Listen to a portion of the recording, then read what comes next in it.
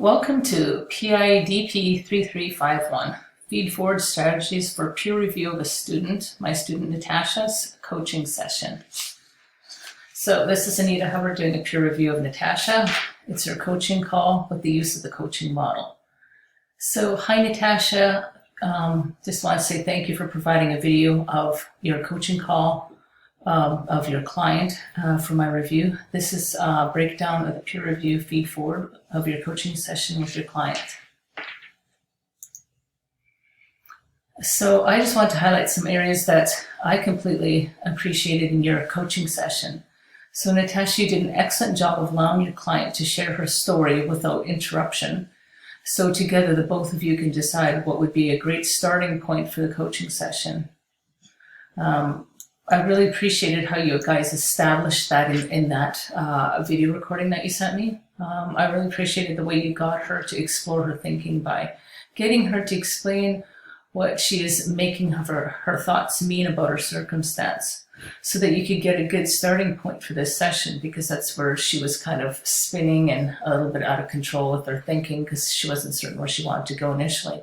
But you were able to rein her in, which was really good, and it was very a positive experience for her. The client's circumstance that she did end up deciding on was to focus on the session, and it was finding a paid, consistent, and reliable domestic help, because that seemed to be something that was causing a lot of overwhelm for her. Together, the coach and client explore what's going on for the client in her circumstance and why she feels defeated. Can I scroll down? There we go.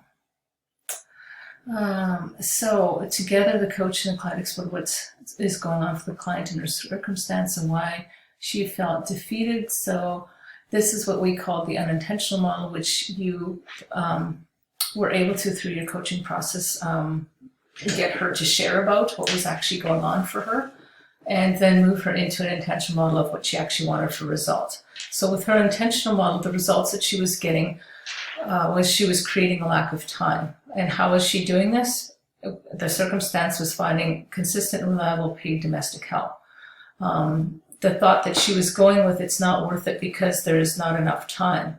So then she would feel defeated. And then when she was defeated, because all our actions our feelings drive our actions. So in this case, she didn't consider putting an ad out. She probably enabled the flakiness of the current person that was working for her, that was very inconsistent. And then she wasn't finding anybody new. She ended up exhausting herself because she was trying to do it all, and it's not actually possible to do some of the things by herself. You noticed that she was doing tasks efficiently and just to get them over with, noticing the scarcity of time, being driven by negative emotions about what's not going well. So her result was, I end up creating a lack of time, is what she ends up establishing, or what you end up getting her through a series of questions and curious questions and getting her to think that she ends up coming up with the result as she realizes that she's creating her own lack of time. So with the intentional model that you had her move to, the circumstance is still the same because it's neutral, finding consistent, reliable, paid domestic help. The thought was, I've decided I'm going to take 30 minutes a day for 3 days to find reliable help. With that thought in mind, and it had to be something that really felt true and real for her, and I noticed that as you were coaching her and you were checking in with her to see if those thoughts were feeling true to her, and if it was actually coming from a place within that she could actually truly feel lightness and ease when she thinks the thought, I've decided I'm going to take 30 minutes a day for 3 days to find reliable help. It was actually beneficial the way you took her through that process for her to realize how she had to feel that in her body, to actually feel the lightness and the ease just with thinking the thought before she even actually gets to the point of doing it. So then once she has that feeling of lightness and ease, then now she will post an ad, put the word out to others, let the flaky person go because she wasn't reliable in the first place. Take on tasks that she can do efficiently only, and pace herself. Driven by positive emotions for a future solution. Interview candidates and select a best fit. So at the end result, find consistent, reliable, paid help. And that is what she was struggling with all this time, because she was allowing the flaky person to, to basically dictate and run how things were going in her home, and it wasn't serving her so well. So I'd have to say you did an excellent job at helping her find that type of a solution. When she really got into it and could understand what was happening. I absolutely love the way you coach and the way you taught her in the area that she is not showing up for herself and not getting the support that she needs, because she wasn't showing up for herself. She wasn't getting the support that she needed because she was too busy placing that onto the person who was being flaky or being overwhelmed by saying it's too much, there's no point in even trying, and being defeated and going in negative thinking. So it was so good and amazing. You helped her to create a lightness and ease in the coaching process so that she could find a pathway to get her results for obtaining help. And that's why I have to say that it was absolutely amazing how you got her to go through that whole process. Holding space and providing space. You were excellent at holding space with your client and allowing her to be herself through the session. You allowed her plenty of time to explain and process her thinking about the situation. Not once did you ever seem uncomfortable with anything she was saying. You didn't feel the need to fill up empty space if your client took a period of time to think and process through the questions that you were asking her. You just allowed her all the time that she needed so that she could actually begin to see things for herself. I never once saw you in the pool with her. I absolutely loved how you validated your client by stating, I understand not being able to have your own time with a young child, because I myself, Natasha, as you were saying, to have a toddler as well, and having free time is not as accessible. This helped to build safety and trust with the client. She knew that you got her, and that was hugely important for her. So I'm going to say congratulations on that. I'd say you just did an excellent job at building safety and trust in the client relationship, which goes a very long ways in coaching. And you definitely would always want to be building safety for your clients, for certain. You validated her feelings about the emotion of feeling defeated. When you create a lack of time thinking, which is generally a negative thinking, you don't end up with getting the results that you want. And you really helped her to see that. Your neutral but compassionate listening expressions. I like the way you carry your energy into the coaching session.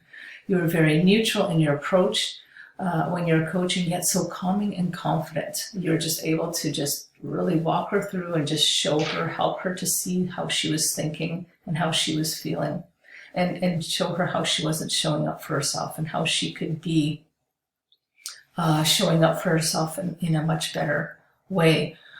You were very brave in your questioning and showing your client her mind. In the process, you asked some brave questions such as, why are you not prioritizing finding a reliable person to help you with domestic duties? This way your client can explore what's blocking her in this process. And then you sat with her, you let her think about that for a period of time without interrupting, without feeling the need to fill the space because it was quiet for a moment while she was processing. You just allowed her to be her, which was very, very helpful in this situation. Finding the grief miss under the coaching request, letting the grief be there. The client's husband did pass away, and recognizing there is a lot of responsibility for one person with a young child. You showed her how to have compassion for herself while she adjusts to the loss in the grieving process, but yet still show up for herself so that she could help her and her children to be able to go forward in this life with some type of order. Teaching on grief and post-traumatic growth. I totally loved your teaching point. So good. I gained so much value from you teaching this area about how she is creating her own lack of time, which is separate from her husband's passing, because she was going into that spiral of, because my husband passed away, I can't do this and I can't do that, and which happens. You fall into that victim mentality, but you helped her to realize and say, that this is actually separate from her husband's passing, which she's now creating her own lack of time. And it's a whole separate area. And you were able to walk her through that very, very graciously. And she received it very well. And she learned a lot from you this day. The processing feeling versus cognitive coaching. showing the client how defeated shows up, and showing the client how this wasn't serving her to have lightness and ease. Because if you're coming from a place of defeat, you can't be having lightness and ease, because lightness and ease is a light feeling, as we're defeated is such a heavy feeling.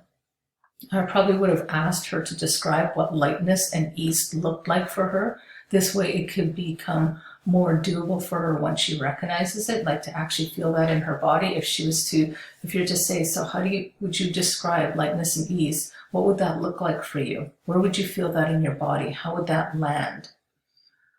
And just have her describe some of that so that she really starts to tune into her body of really wanting to feel those emotions of lightness and ease, so that she can carry forward and carry out the actions that she would have preferred to carry out to best support herself.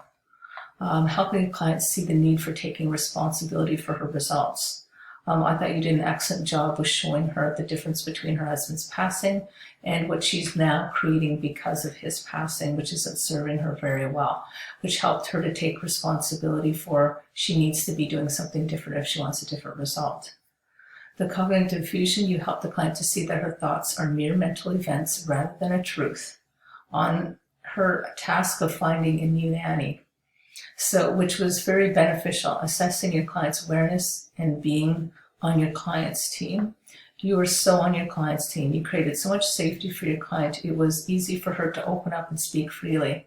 I like how you were so fun in your coaching style and relatable to the client. The clients will totally appreciate that as well. Helping your client to increase self-trust and personal authority. You did an excellent job on coaching her on the type of relationship she would want from a place of lightness to help create the type of help she would need in her home and life with children and herself, like without having her husband. You definitely coached what was in front of you. I loved how you were able to help her see the difference between the grief of her husband's passing and the need for help from a reliable nanny in her home.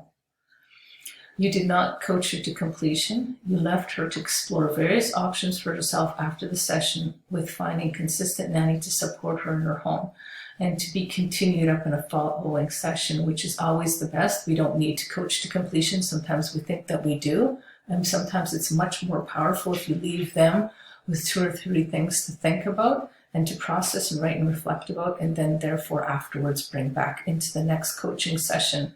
And from there, you can carry on going forward from there, and it ends up being a much more powerful, impactful coaching session after all. So thank you for listening to my peer review Feedforward process of the coaching assessment that I did for Natasha. And I will post this and send it so that you guys can all review it as well. Thank you. Goodbye.